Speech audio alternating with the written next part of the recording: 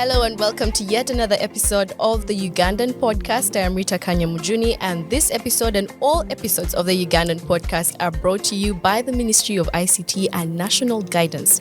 Now, with me on the podcast, and for those who are watching, I am joined by a man who, when you speak of marketing in Uganda, his name will come up in like top 5. We have discussed that we're not going to say a few titles that we had talked about, but in the marketing space, in the advertising space in Uganda, and also in the creative space where his journey all started out, he has, I would say, gotten to the cream, the top, yeah? And this is Colin Asiimwe. Welcome to the Ugandan Podcast, Colin. Thank you very much, Rita. It's a pleasure to be hosted here. I'm so excited to be having this conversation with you. And the Ministry of ICT and National Guidance is really glad that you took on our invitation. See, now I want to be on the people who are receiving medals on June 9th. You are very specific about the date. The medal. But medals are given out throughout the year in different areas. Anyway, they will consider me now. Which I think they have had. The right people have had. You sit across from me. I have... As a Ugandan, I have seen you and heard about your journey. I have followed some of your campaigns that you have been a part of through your work experience and career.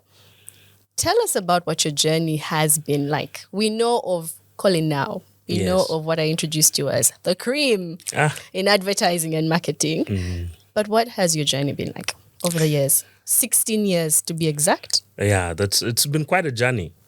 And I think that you have to, I don't know whether when you were in school, did you ever have that thing they used to call top layer? So if you're the first to the mess, you eat top layer. And we were not always top layer. Now we're top layer, but before we used to be membe. And membe was...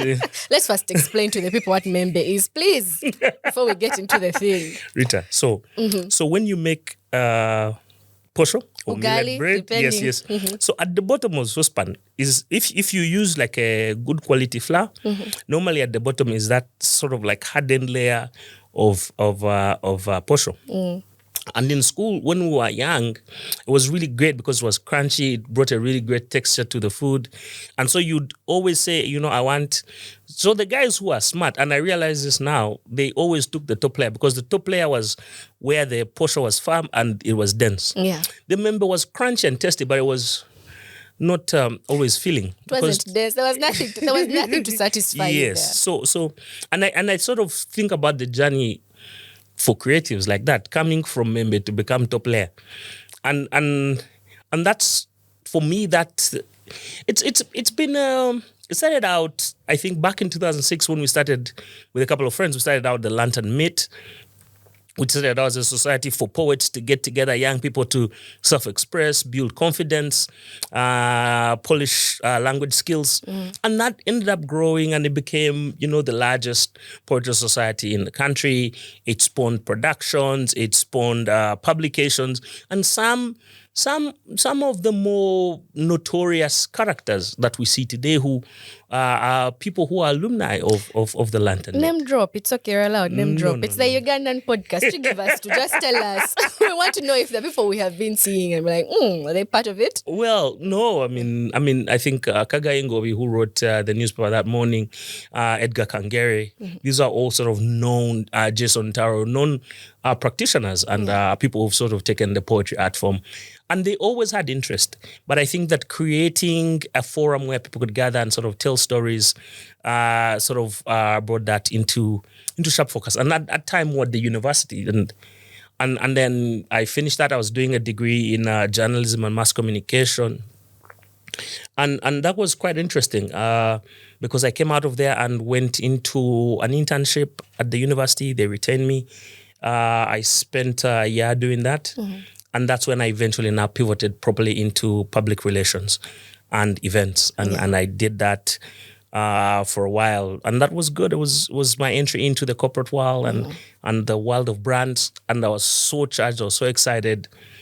And that journey eventually then led me into what we now call strategy and advertising. So that journey from PR into account management, client servicing, strategy and comm strategy, and then finally where I am now, top layer, which is a strategy advisor. Yeah, but Before you get strategy advice, Yes. like you've mentioned from PR, Yes. that journey that you've just taken us Yes. through has not happened in a snap of a finger. No, it's been years. It's been years, Yeah. so I need to say it's been years and it's been tough, and we worked all across the region and the continent really. So in that time, when you're young, all you have is energy. You don't have a lot of brains. Even if you think you're smart, the people who know the industry know more than you.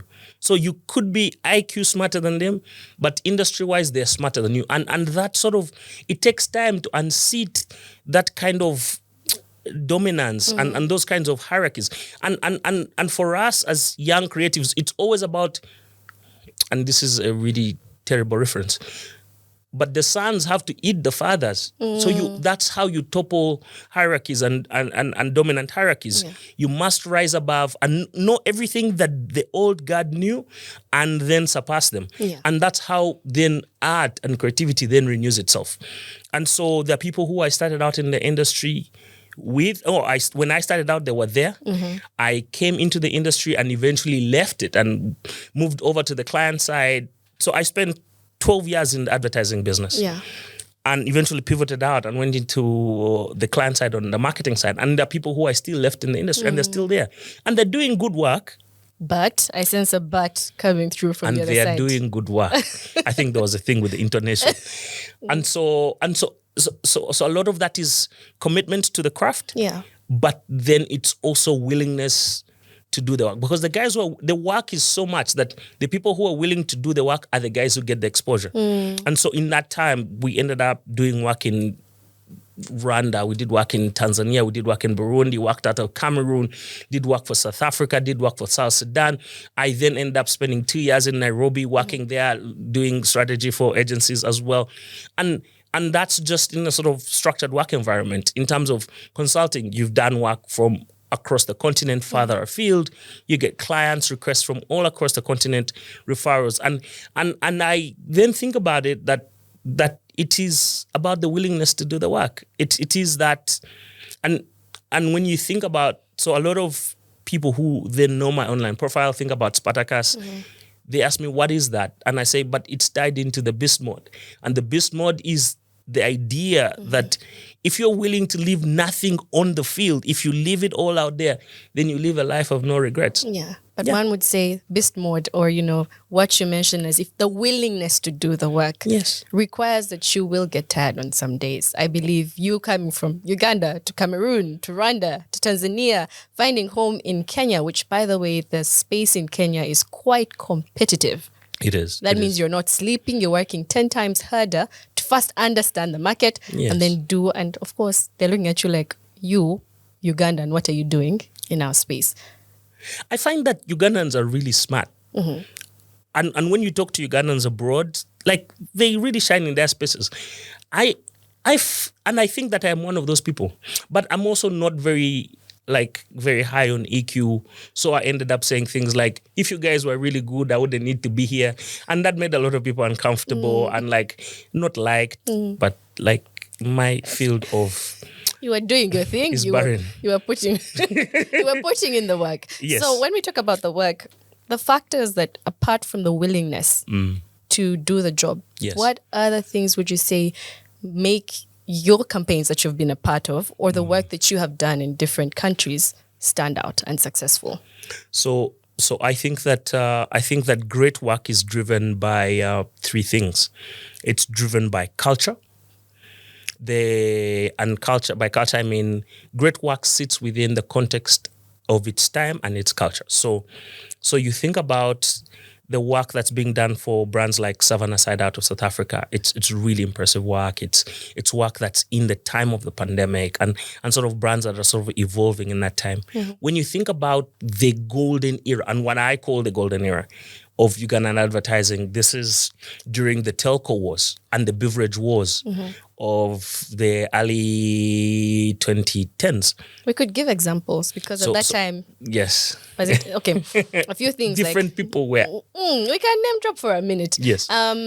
you'll have companies now, Airtel. So back now then. so there was Airtel, there was Celtel, there was Zain, there was MTN, Warid. and there was Warid. Yeah. And Warid was the challenger. So MTN was a clear market leader, and Celtel, Airtel were sort of they was second. Zain was second, and then Warid was third.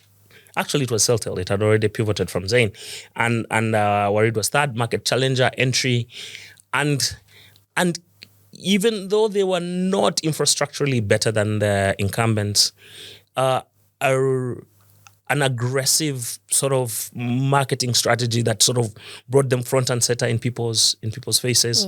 But also, I think that they came and understood the heart of the Ugandan spirit, and I want to speak to this because it's actually a much larger idea. The denominationalization of marketing. So from people who used to pay service fee and then come and pay airtime, and then the airtime expires, but all the airtime was 5,000, nothing was below that. So the Warid brand sort of came and said, listen, you can get airtime for a few seconds, you can get airtime for 5 seconds, you can get airtime for as low as 100 shillings. And why does that work? It works because in economies that are structured like ours, at the bottom of the pyramid, you find that lower denominator. It's not that low income, not all people who earn by day are poor. Because a person who earns 30,000 shillings a day then totals to 900,000 shillings a month, which is more than what people in offices make. It's so you just have to figure out, you're not going to buy the big Royco. You're going to buy the small one, and The you cubes. buy one tomato, and it's not that you can't. It's just that you don't have the bulk, but you have more money than the person who's working in an office and making 600,000 a month. And sort of so that denominalization had already happened in the FMCG sector. It happened in soap. We had seen it in the washing powders, No More Omi. We'd seen it in Royco and the sachets. It just hadn't gotten to telecoms. And I think that when it went there, that's sort of how then we democratize communication for everyone. And those kinds of ideas now continue to sort of, now you're seeing it coming into banking and affecting how sort of people charge for banking prices and all of that. And I think So those kinds of ideas made those campaigns great. So it was about context and about culture. I think it's also about freshness. And when you think about freshness, you want to talk about, the rise of guys like Uncle Mo, coming at a time when they are fresh, they're unexpected, and they are relevant and they're exciting because it's not all comedy has to be damn comedy. It can be smart, it can be fresh, it can be witty and a welcome change from sort of people who have stuffed trousers. And because you have to think about that evolution too. So how you come from a Marula family to Uncle Mo.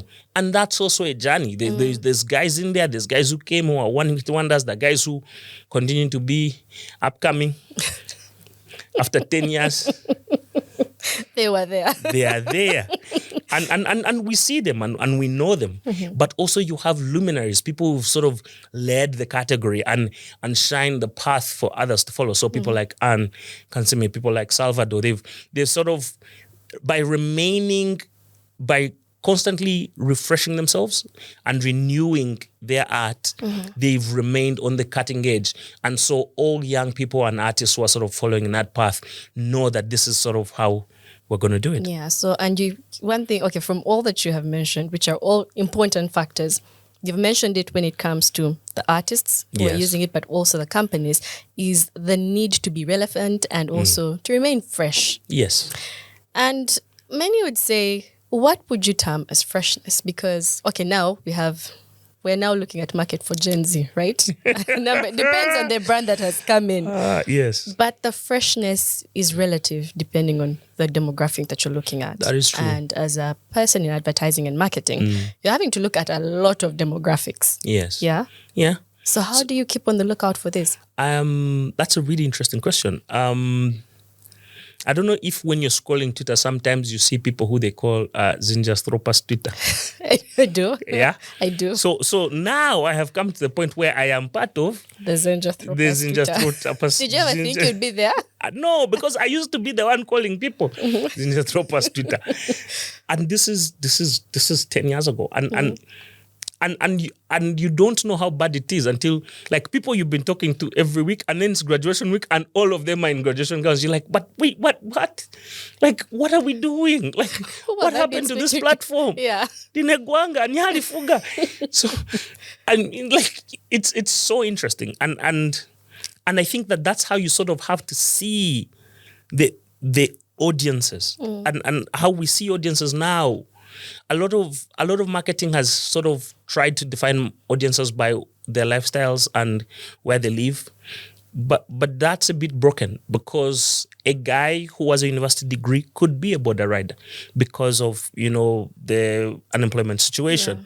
You have people who are qualified doing passion projects, and also Gen Z people are like that. They'll come and do a degree in architecture and then say, you know what, I really just want to be a photographer, and you have those people. So you can no longer define people by that. And what we're starting to see emerge is sort of what you call tribes, and tribes are very important. Not the old ethnographic tribes, because those ones are so old and tired and But what we're starting to see is new tribes and digital tribes. So, and I like to give this example a lot. I like to say that if you don't have an iPhone, like, people can make airdrop jokes around you, because you don't know, you don't know the struggle. Like, they have left you behind. Yes. But think about it. So, irrespective of age, people who like Formula One like Formula One. Yeah. And that's across, different things. People who are passionate about social justice causes, whether they are 50 or they're 22 and they're passionate about service, they find themselves either collecting themselves around, Rotary events or ideas around social justice and answering that deep need within. And so the tribes that we're seeing now are also about this. And it can come from really serious to like activism and gender rights and all those things. But it can also be flippant and can be about football and can be about, guys who like Nyash and Nyigos. And those guys come from, from whatever age. They like that. And you start to see that. And I think that's how you have to see people. So we stop seeing audiences based on how much money is in their pocket. Because if a guy has 1,000 shillings to go into a bar and watch a football game, and he has bundles to come online and trash Manu, then it's going to be hot for everyone. Yeah. And it doesn't matter if you're a minister and you put on your jersey and they've scored you 4-0, like it's going to be hot for you. Yeah. Yeah. And I think that democratization of opinion is really interesting, because that's how you find people say that so-and-so is so important, they're CEO, and then they post something. And then the border guy is on you. He's riding you. That day is what in Twitter they call it, is not your day. Yeah, it's not your day. You're having a bad day. You're having a bad day. And that democratization, I think, brings more voices. It brings more diversity into the conversation. But it also takes away this idea, the ageist idea that only old people know what's important, only people have, and it brings fresh ideas, because you have young people collecting around common ideals, common values, and common interests. But it also is great because it brings sort of wisdom and experience into those conversations. So people say, listen, this thing you're trying to do, I know you're really passionate about it, but listen, it's a bit tough. Yeah. And we've tried this before. We tried this in the 2000s. It didn't work. We tried it in the 2010s. Maybe now we can refresh it. Yeah. And I think that meeting point between energy and excitement with wisdom and caution sort of is what you need to sort of bring society and marketing campaigns, or generally on a larger scale society, to find a more progressive path. Because I think that energy and optimism, when it's unguided, then almost always leads us into chaos. Not almost, it always leads us into chaos. Well, I don't want to say always. Yeah, but part of our introduction earlier of you, I mentioned that, advertising, if you're going to think of the advertising space in Uganda, if you're going to think of the marketing space in Uganda, you're going to think of Colin. some of the campaigns that people may not know, but you were a part of and they were very successful. Just give us 2 of them. Allah. 2. Wow. Yeah. Wow.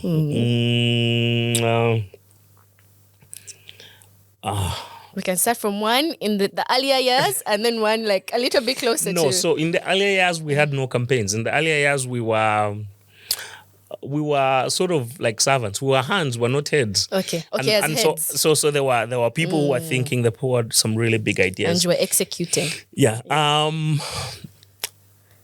In 2013, we had a really interesting idea. Someone came to us and said, listen, we wanted to launch a telecom across 3 countries. And what do you think we should do and how do you think we should do it? And we had this brilliant idea to launch a telco without a name and asked the public to give us a name. And I thought that was quite interesting. It was a very fresh idea.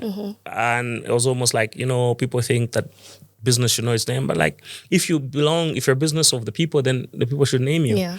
And we did that across 3 countries. Did you get a name? Widely successful. Yeah. It ended up becoming Smart Telecom. Okay. Next time.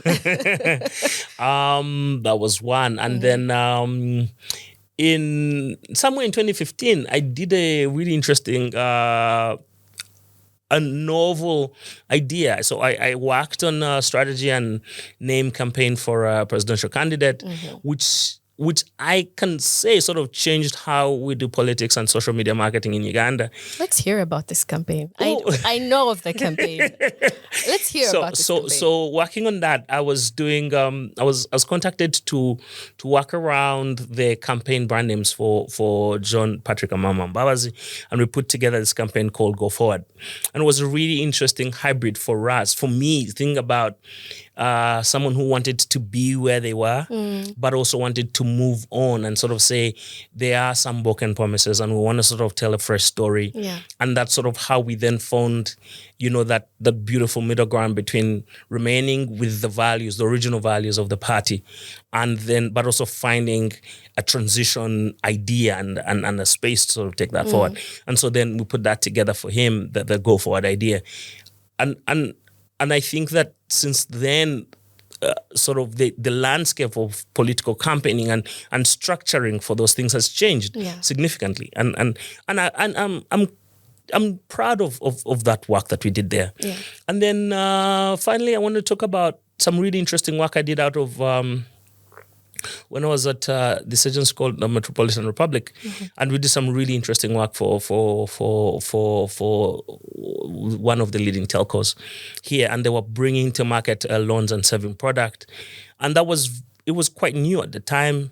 It had been done in other markets, but it hadn't been done here, and that was it was a lot of work, and I have to say it was very many sleepless nights, but we brought that to life. So a really expansive go-to-market strategy, very sharp insights on the customer. There was a lot of research involved, but bringing that together, holding it in, and bringing that product to market, a product that was estimated to bring, I think, 300,000 customers in a year, ended up landing its first million customers in 8 to 9 days. And by far, I think that remains one of, in terms of campaign design and go-to-market strategy, remains one of the most successful campaigns I've done. Really is a very successful one. And one of the things, the targets that you had in mind, it surpassed the targets you had put. It did. That's just one thing that would be a measure for, that campaign went well. Yes. One, you say that when the tapping into the political space and coming up with a campaign also sort of was a benchmark for later on in another election for other political parties. I think so. But what would you say would be 3 tools that you use a number of times to estimate how successful a campaign has been? Like when you sit back at home or at the end of the day or at the end of the campaign and you're like, we did a good job. Yeah. So that's a really, it's a difficult campaign. I think it's a difficult question for most marketers to answer, because success is defined by the goals you set out. So many times, if you and so a lot of people like to, I guess business journalists like yourself like to are asked these questions. Yeah, but like, what did it really achieve? Was it very successful? And I like those questions because, like, listen, so sometimes the brand objectives are awareness. Sometimes you just really need to get seen. And being seen is part of the difference. It's a real thing for businesses. And when you have captains of industry or MDs or GMs who tell you, yeah, but awareness is nothing. But if no one can see you, no one even knows how to consider you or even how to convert into your product. So I think that at the top of the funnel, you absolutely have to do those things. So there are certain metrics that measure awareness. But also some campaigns are about retention. Sometimes you want customers to not do anything. You want them to not unsubscribe. If they stay there, so if you run a newsletter business or you run a business where you sort of are always messaging people, you don't want people to cancel your page or block your page or mute your page. And sometimes campaigns are about that, about, keeping people interested in what you're doing because that's the job. When I was at MultiChoice, where I was doing a head of marketing role, a large part of the business was that. So there was a big chunk of it that was about acquisition, getting new customers to buy decoders. But a significant chunk of it was retention, getting customers to remain subscribed into the business. And I say that to say that some days the job is awareness, other days the job is hard selling, which is acquisition. Other times it's about retention. And when you think about that, then you know that I think in my head, it becomes clear that marketing isn't service to the business. There is no marketing that's just out there just saying, we're going to spend some money. No, the marketing is a support function of core business sort of values. And sometimes the core business value is entertainment, or the core business value is, connection, community. And those brands then have to do the work that connects them to those communities or that entertains their audiences. And when you do that, that's when you find really warm work and say, but like that thing was not selling and there's no message. It's a really nice film. Yeah, maybe that was not the goal. The goal was not to sort of, and when you say that, you start to think about the work that's been done for Explore Uganda. It tells you to explore Uganda, but really what it is, it's a great film about beautiful sights and amazing stories, all the things that you could discover. But it doesn't sort of tell you, book the ticket today and call these guys. And so keeping you aware of. Yes. Yeah. And you can say that work has been successful as well. I think it's impressive. I think it's expansive. It has a lot of range.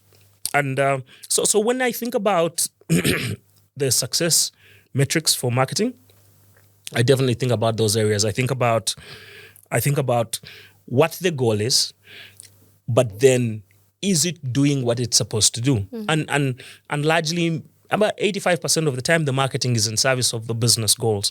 And that's how you think about it. Yeah. And so for me as a marketer, when I go home and I say, you know what, we did a really good job.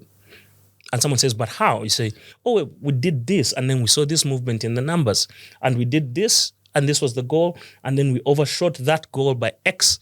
We took these customers from here, and we multiplied them by 2X, and that's where we are. So when I think about that, I say, yeah, you know what?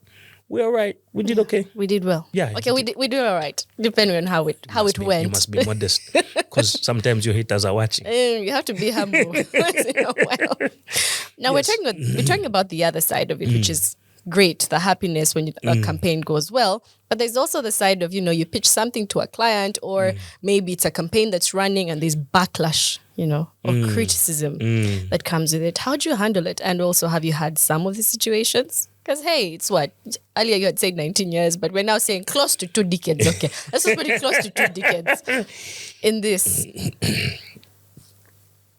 Rita, one day you will know these tears. That day is not today. So has it happened? Has it never happened? We don't have to get into it, but has it happened? Yeah, I think if you're absolutely honest with yourself as a professional, you're always going to encounter periods and times when the brief wasn't right, or when the work just did not connect with the audience. But many times that's because so the trifecta of great campaigns is seated in the brand that's doing the work, where the customer is, and then the landscape where the work is landing. And you almost always find that if you don't find the right intersection of those three elements, it's not going to work, because you could have a great brand and the customer is ready, but there is a recession in the economy, so no one has any money. And maybe that's not the right time to start advertising luxuries. You start to see it. So or sort of things with the landscape. You have a great product, but it's back to school time, and you start to see like people with money are parents. Well, not all the money, but like. So if the parents are sort of saying, I'm taking kids back to school, you can't then be telling them, you know what, let's go and do enjoyment. They're just not like, this guy is not serious. Like, be realistic. Yes. And I think that finding, and to circle back to your question and answer it, yes, there's always going to be criticism. I find, however, that campaigns that I've been responsible for, and if I'm absolutely certain that we're right on the brand and we're right on the customer and we're right on the insights in the category or the landscape, you accept it. You do nothing and you just, ignore the haters. Because the process is foolproof. So there could be factors that are outside your control. But absolutely. Yeah. Just never listen to your haters. Your haters. It's not a good thing. No. You must just continue pressing them. Press them every day. And if they're pressing you back, so what happens? Anyway. Sometimes they'll press you back. Okay. Then you just accept. As they say in Uganda, guma bakunyege. Well done. You have really brought it home. Yes. Taking a look at 5 campaigns that you have not been a part of, but you look back and you say, that was a good job, well done. Oh, well, that's a really big question. I thought about a couple of things, and I think that, and I have to say that advertising is also a function of the work that you see. So there's a lot of work that I didn't see, because sometimes the clients who did really good work didn't have really great budgets. And you have to understand that golden era was sort of like that. So people would spend a lot of money on the creative work production and then not have enough money for the media so people could see it or that we had. But I definitely think that some of the work that was done for the broadband company when they launched in Uganda, and they had this really great like billboards that sort of said you can't go in here because your internet is stuck. I think that was some really fresh, exciting work. I think some of the work that was done by Warid when they came and sort of, I think that both the creativity but also the speed, because you also have to admire the speed at which some of this work was standing out. So they came at a time when campaigns used to take 3 weeks to a month to roll out. And I don't know what they did, but the agency team sort of reworked the process, and the clients were really, really forthcoming with approvals, and they were very willing to work across hours. And so they changed the industry into a space where they could turn around campaigns in a week, 5 days, sometimes overnight. But those they were rare, but they were there. And you start to see that sort of changed the industry, changed what was possible. As well. And then I think that so that kind of work, so there's work that's creative, but then there's work that's truly innovative because it breaks ground in how it's done. A friend of mine, a Ugandan called Emeron, did a really interesting campaign for the last white rhino in the world. And they did a Tinder campaign for him. It was called the Honey Rhino, and I think that work was very interesting for me, because the fact that they got the platform Tinder to sort of verify the rhino profile, and it was this whole idea, Mr. Rhino, the most eligible bachelor, that was called. And it won gold, it won awards across the world. I think stuff like that is impressive. It's impressive because it also shows what is possible when you think outside the box. So yes. Yeah. Now, you just on the last thing that you mentioned, Yes. that campaign that had to do with the One Rhino, Yes. tapped into the use of technology, you know, Yes. the platforms. And, well, as the Ministry of ICT, all we encourage and keep telling every Ugandan is technology is here, Yes. it's present, and you can use it in everything that you do at home and Yes. at work. And in the recent past, when we take a look at what the pandemic revealed to the world, Yes. the global, everything just went on to stand still at some point. But then technology was just going up, up, up. If you take a look at like Zoom, the calls that Yes. were made, the meetings and everything. In the marketing space, where you have been for over 2 decades, let's put it that way. In Wow. summary, we're just rounding off to say Yeah. at that end. How have you seen technology, one, change the marketing space, but also see marketeers jump onto technology to achieve different campaigns? That's now like a real question. Yeah. And I think that when you ask like real hard questions, I think that people need to like close their mouths and open their ears, because we're about to drop some knowledge. Okay, drop the wisdom. We have moved on from just, we're getting him comfortable. Now we're getting No, to so I think that what technology has done is done 4 things. So 1, it's changed distribution. 2, it's changed measurement. 3, it's done democratization, and then 4, it's and I'll remember that. So I'll just answer these 3. And so when you think about distribution, so what technology did is it expanded distribution so what you used to have as micro audiences sort of now have become global audiences. So if you're funny in Uganda, you're now funny across the world. If you're funny in South Africa, you're funny across the world because of things like TikTok and Facebook and Instagram. But also, if you're loved in LA, now you're loved. People don't just love you in the cinema. Now they love you on Instagram, they love you on Facebook, they follow you on Twitter. And that distribution is great. It's great for marketing work. It also means that it also has the opposite effect. It means that I can create a space, a Twitter space, for exactly the number of people I want. Invite only. And that's what Zoom did, and that's what Teams does. And so you can have it as big as you want, or you can have it as small as you want. And I think that was really, really great for marketing communities. The other thing was around democratization. So for a long time, I think that sort of people's income. So if you didn't have a TV, you didn't have a TV. And therefore you missed the news. And then you could not see matters of national importance. Well done. However, there will be times, and now what has happened with some of the innovations that we're starting to see, that's now accessible for everyone. Through phones and news apps and all of those things. And so the barriers around who has access, but also whose voices we can hear. And that's also part of what technology has done. So consumer feedback has, so the consumer feedback loop, before, when you are really not happy with a bag of washing detergent, you had to put it in an envelope and write it and send it to PO Box 1, wherever it was manufactured. What's changed now is people just take the picture and they go on social media and then they attack the washing detergent or directly, or sanitary products or whatever. They say, this is bad.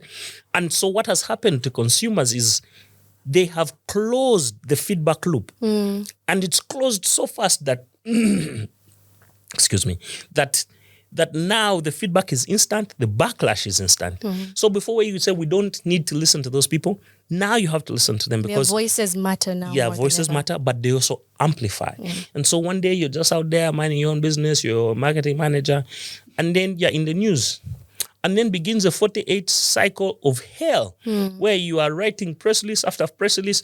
The board chairman has even called you, like it's rough. But also it's great for customers, because then they feel hard, then they feel like they're not being taken for granted. And so that's the thing about democratization, about voices, but also allows brands to fight back and sort of, so the old idea that brands just must take a beating from customers has also gone. Brands are able to tell their own stories, they're able to say their own side of the stories. That's two. So we've talked about distribution. We've talked about democratization. I want to talk about measurement.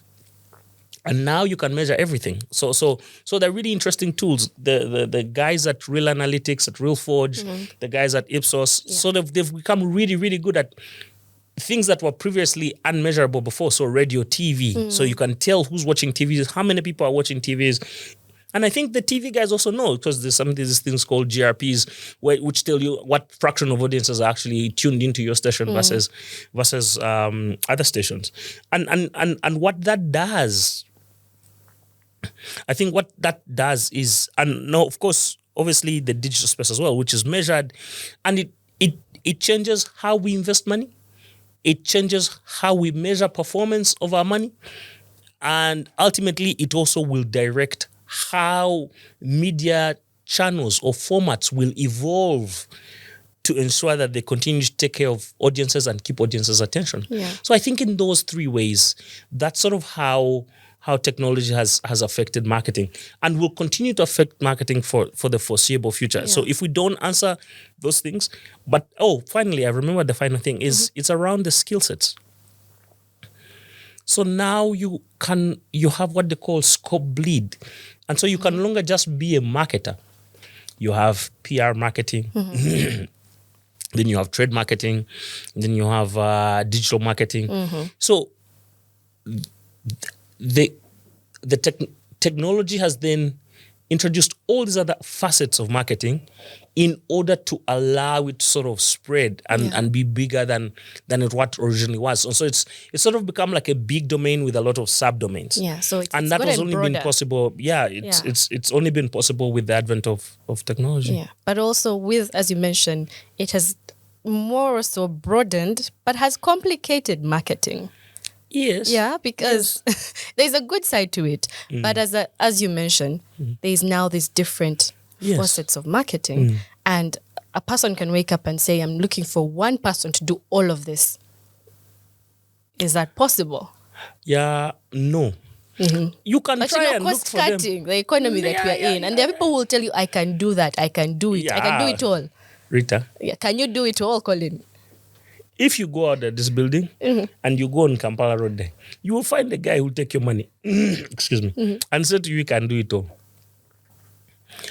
If you believe the experts, no one can do it all. And I think that's the wisdom. That's the wisdom that we're starting to see. Sort of the reason why the branches, why these all these subdomains are sort of emerging is because a lot of these things now require specialist knowledge. You can no longer be...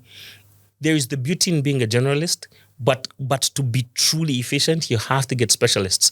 And so the guys who say we're cost cutting, it's fine.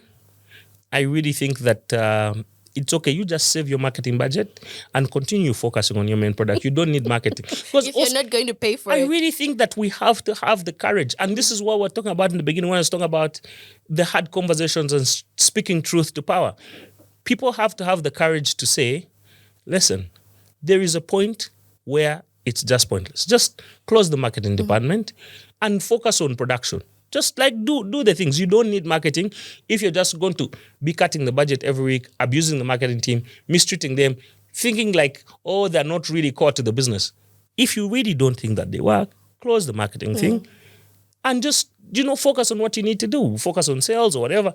And then as the competition passes you will come back to the realization that you were foolish in the beginning.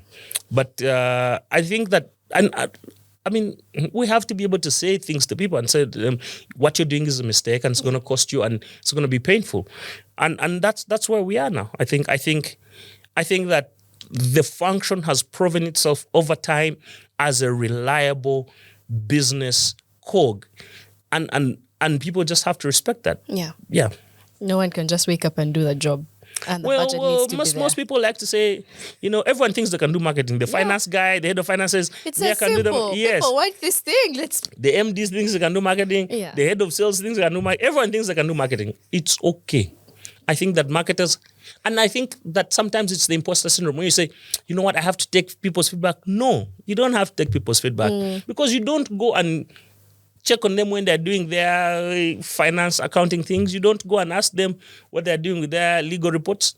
So it's fine. It's just let's just respect each other. Yeah.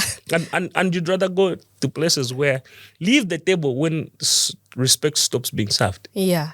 Walk away. Yeah. Challenges. You sort of mentioned it, and it's one of the things. I was just taking us to it. Yeah. When people, one of the challenges, and perhaps you'll correct me, is that some people don't really see it as some companies, some brands, or even businesses that require marketing seem to think, I don't need to hire a specialist to do this. I can do it myself. Yeah. But what are the other challenges that the marketing industry in Uganda needs to sort of pull up their socks? It could be technical. It could probably be something on the government side. Let us know. Hey, it's okay. Let us know. One day my children are going to see the Ugandan podcast. Say, old man, you're a savage. I'll say, my friend, it was just the times. It was just what was happening around you. No. So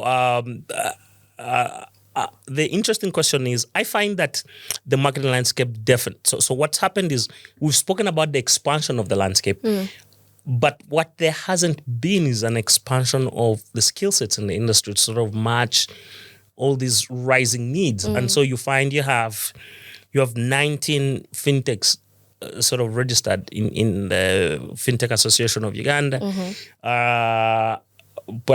but there isn't a matching level of people who are qualified in growth hacking or growth marketing sort of work at those companies. And so they're having to import, expatriate, and you sort of see that those are real gaps in what the needs for the economy are. I definitely think that there needs to be an expansion of skills. When you think about, so on a more public level, we had the pandemic challenge, but before the challenge, there was that little small problem of Facebook, which was and so what happened is a lot of people who left the city CBD during the pandemic never came back. A lot of them didn't come back, and so they ended up on Instagram shops and on WhatsApp business, and they're doing everything else, but they're not paying rent physically. And I think that things like that sort of, I think that from a policy perspective, we could have been more responsive to that. We could have been more attuned to that. We could have sort of introduced ways to keep those people within the circle, because then now we can't tax them because they're running WhatsApp businesses.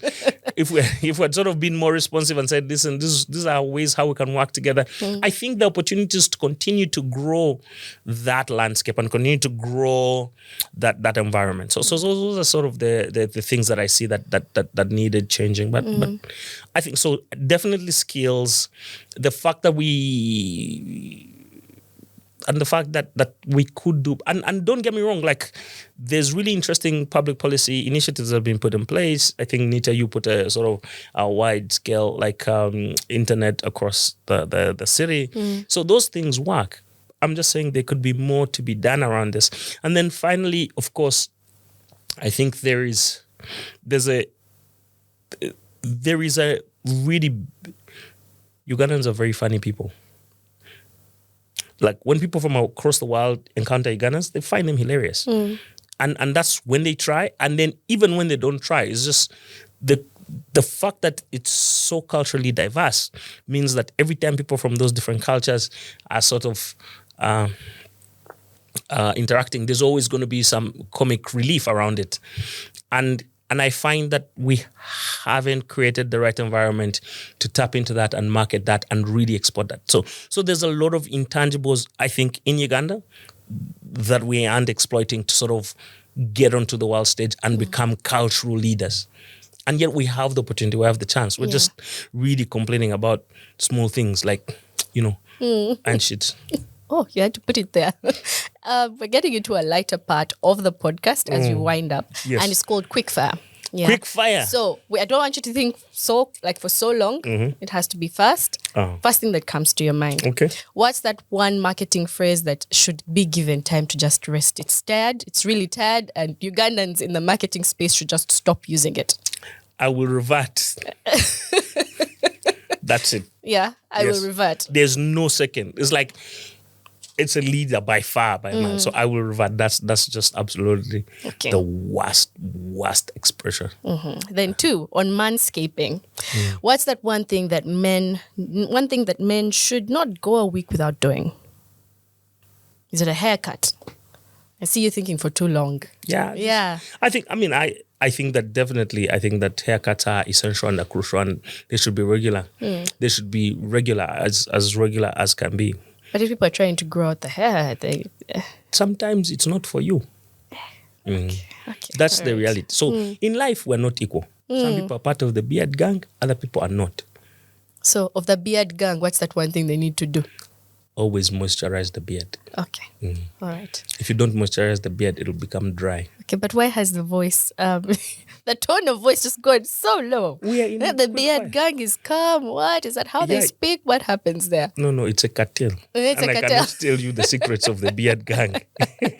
All right, dear beard gang, we greet you, we salute you, we respect you. Moisturize. Moisturize the beard. Okay. You're also a dad. Yes. Yeah. Yes. As a father, the voice has now changed. As a father, that's just that one thing that you'd want to tell, or as a parent actually, what's that one thing that you find a joy in parenthood? So my our little one, our last born, is going to school next week. And because I've largely been working home the last couple of months, like, I think what's happened is I've gotten so fond of him sort of being running around the house, and the thing that gives me absolute joy is that the carefree nature of children. It's they give you hugs when you want them, they give you kisses when you want them, they give you high fives when you want them, they ask loudly everything. Are you going to town? Even though you are trying to sneak out of the house, your wife is in the bathroom, child is like, are you going to town? When are you coming back? Like it's just like their world is free, it's innocent. And I think that's a very refreshing thing about children. I think that's the thing that absolutely gives me the carefreeness. The carefreeness. The bills? Don't the bills also just give you joy as well? No, that's not the bills. That's just the economy. And I have accepted that suffering as part of being a citizen of the Ugandan Podcast. Okay. I have accepted that bills will live with us, that we will cry. As an adult, and bills are here for you. Adulting is a trap. They're there to give you a hug when you need it. Of So you see, also, as an adult, people don't hug you as much as you need to be hugged. Because really, when you see the problems we are facing, and you come to town and you order for a cup of tea, it's just black tea, one tea bag. And you don't even take sugar. And then they ask you for 15,000 shillings. Really, I think you need who runs this country? I want to know. I forgot, maybe economy, black tea. Yeah, because it is. How much do you think the fair price of a tea of black tea, a cup of black tea would be? Sorry. No. I understand what businesses are, and sometimes you're charging for the ambience, sometimes you're charging for the waitresses. You're charging for a lot of things. But I'm just saying that that adults don't get hugged as much as they should, because the things they are facing. Rita, you see people on the street, you see them there. They're out there, they're in a relationship, but they know for sure that if that guy gets rich, he's going to leave me today. But they're there. It's a struggle. Dear Ugandan out there, the next time you bump into Colin, just give him a hug. He will know why, because you've just advocated for give a Ugandan a hug. Because we're going through the most. Yeah, we really are. But for God and our country, we shall overcome. We shall overcome. Yes. Last words of encouragement to a Ugandan, male or female, who's getting into the marketing space. What would you tell them that they should hold on to as they go through it? Because earlier you mentioned it's not the toughest. It's not the lightest of places to work. You have to have a thick skin. Yeah. No. So listen. It's tough. And I can't even lie. It's tough. I went years without, spending time with friends and family. But that's also because, in my case, I was aiming to be at the top. I wanted to be different. I wanted to create that gap, and I've created that gap, but so my advice is just work really, really hard. Like, forget the stuff about work-life balance. Forget, like, commit to it and give it your all. And then what ends up happening is you then experience some highs that are so high. There are stories that I'll tell you that are so crazy because there are those stories. I mean, one day you get up at 4 a.m., you fly into Kigali, you meet a CEO, and you present to him at 9, and you get back on the flight at 10, and you're in Kampala, and you meet a CEO in Kampala at 2 p.m., and you're making different presentations, different CEOs, same company. And you're going to have moments like that. You're going to have moments where someone's going to say, take you out of Uganda, fly you to South Africa for 4 days, just so that you can see the CEO and show him something beautiful that he saw here. And he can't explain it over the phone, and he couldn't tell it. He just said, I have to bring these guys. You have to see them. And so you're going to have moments like that. But those things are about sacrifice. They're about commitment. And if it kills you, then it's something worth dying for. I like to believe that. I like to believe that you must commit to something. Find the one love of your life. The thing that people sort of say, you know what, when it comes to that, he doesn't like to negotiate. So you're going to just have to come second. And that's fine, and that's okay. And so that's my advice. I think that forget the stuff they tell you about, regulation, and I think go all in, absolutely. So that then, again, like the business mode sort of philosophy dictates, leave nothing in the tank, so that then you live a life without regrets. Yeah. That's it. Beast mode activated. Yes. Yeah. Before we let you go, just one more thing. Yes. Clients that don't pay, what do you do for them? I know that in your case, it's been a situation where you took the client to court and said, give me my money. I have offered the service. I think that you have... So there is the advice that I give people, then there's the advice that I practice. So the advice that I practice is, if you come to me and you take a service and you don't pay for it, it's fine.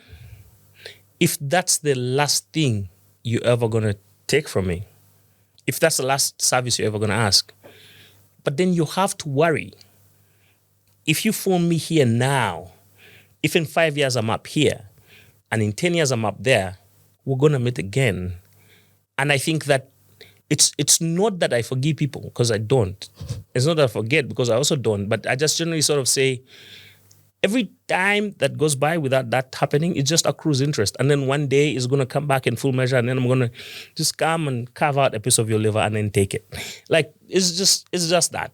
But the advice that I give people is always keep everything in writing. So in my case, I had everything in writing. Everything was in writing. You make sure you document everything. You document your processes, document your minutes.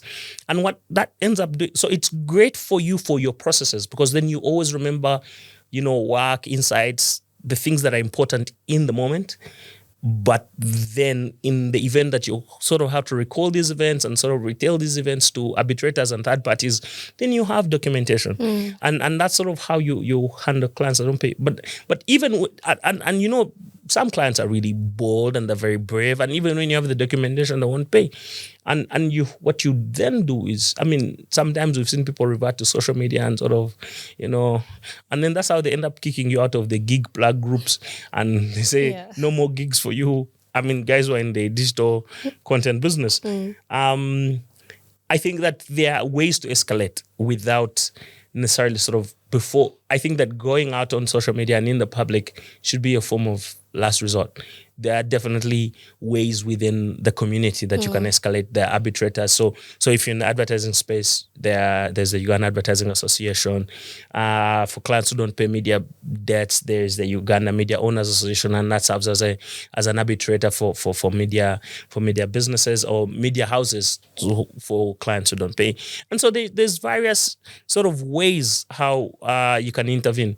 And make sure that your funds are paid. But for me personally, I think it's also comes from a point of a little bit of professional pride to sort of say, yeah, but like it's like if you take 10,000 shillings from me now and you don't pay it, I'll say, Rita, okay, but like you've taken 10,000 now, but like then so if you take the 10,000 and don't pay it, when are you ever going to take $1 million? Like you've lost the chance to one day just come and take $1 million shillings. Why? Because like the success and the progress is going to be, it's always going to be exponential. I'm always going to be growing.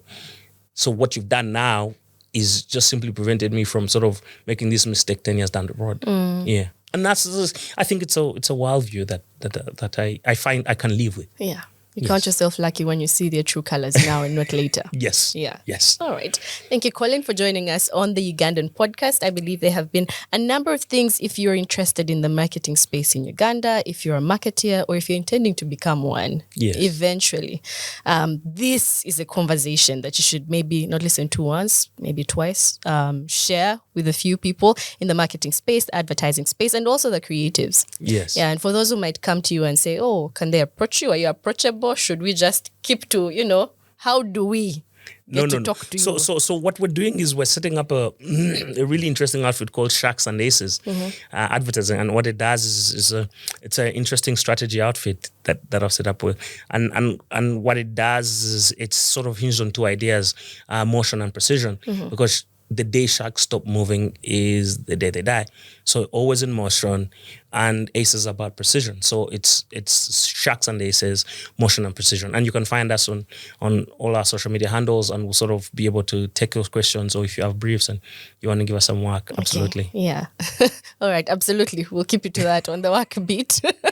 We'll hold on to it. For those who have some money, you can invest there. Yeah. But thank you once again for joining us on the Ugandan podcast. Absolute pleasure. For those who are watching, remember to like, subscribe, and share on our YouTube channel. But also we are across all platforms and are proudly brought to you by the Ministry of ICT and National Guidance. From us to you, until the next episode, keep it Ugandan.